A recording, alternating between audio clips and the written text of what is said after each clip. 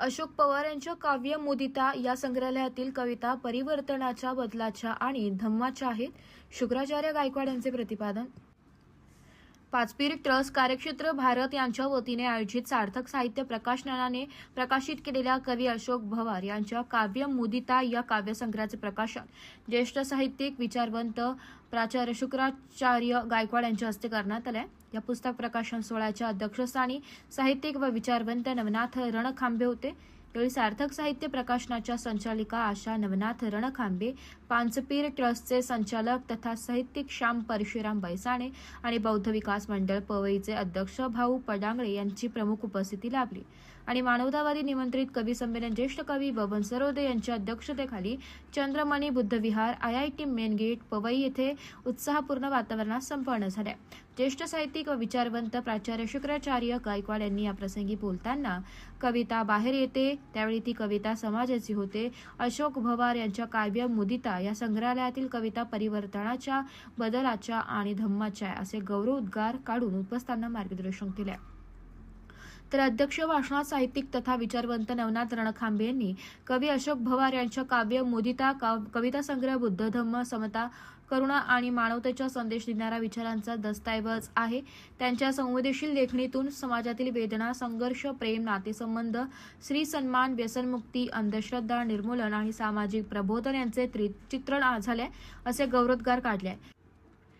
उपस्थित साहित्यिक, कवी आणि रसिकांना मार्गदर्शन करताना रणखांबे पुढे म्हणाले की साहित्य हे माणसे जोडणारे असले पाहिजे. लेखक आणि कवींनी कोण काय म्हणेल याचा विचार न करता मानवतावादी, परिवर्तनवादी आणि समाज प्रबोधन करणारे साहित्य निर्माण करणे.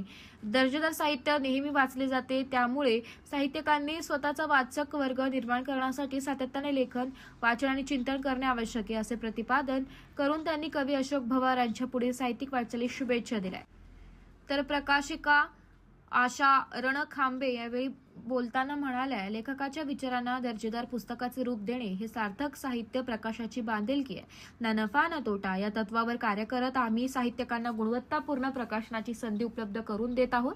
त्यामुळे नवोदित आणि ज्येष्ठ साहित्यिकांनी याचा लाभ घ्यावा. तर श्याम बैसाणे यावेळी बोलताना म्हणाले की कवी अशोक पवार यांनी सामाजिक बांधिलकी आणि प्रबोधनाची परंपरा कवितांमधून जिवंत ठेवण्याचा स्तुत्य प्रयत्न केलाय. सार्थक साहित्य प्रकाशनाने हा कविता संग्रह दर्जेदार बनवलाय. यावेळी भाऊ पडांगळे यांनी अशोक पवार यांना त्यांच्या पुस्तक प्रकाशनानिमित्त शुभेच्छा देऊन पुढील वाटचालीस अभिनंदन केले. पुस्तक प्रकाशनानंतर आयोजित मानवतावादी निमंत्रित कवी संमेलन ज्येष्ठ कवी बबन सरोदे यांच्या अध्यक्षतेखाली संपन्न झालं.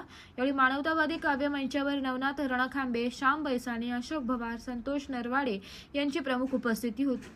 अध्यक्ष आणि प्रमुख मान्यवरांसह अनंत धनसरे, धनंजय सरोदे, संदेश कडक, के पुरुषोत्तम, प्रतीक कांबळे, सुरेखा गायकवाड, डॉक्टर सुशील बैसाणे, विकास भंडारे, वसंत हिरे, बाळासाहेब जोंधळे, वसंत वाघमारे, सुरेश घोडगे, जयलाभ धन पैठणे, विश्वास कांबळे, महेश सावंत आदी कवींनी आपल्या कविता सादर करून उपस्थितांची मने जिंकली आहे. कार्यक्रमाचे प्रभावी सूत्रसंचालन सुरेखा गायकवाड यांनी केले.